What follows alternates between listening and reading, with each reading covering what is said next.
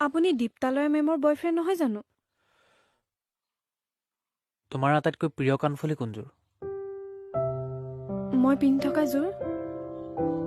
নহয়,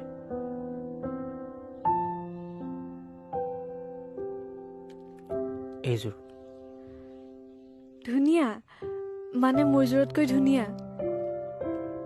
লোৱা, ধুনীয়া বস্তুবোৰ নিজৰ কৰি ৰাখিব লাগে।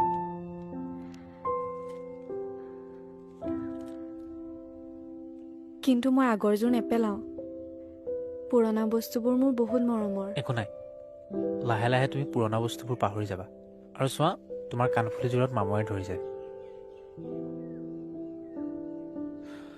মোৰ নাম পিংকু, আৰু তুমি যদি অনুমতি দিয়া, তোমাৰ সৈতে ফটো এখন উঠিব পাৰোঁ নেকি?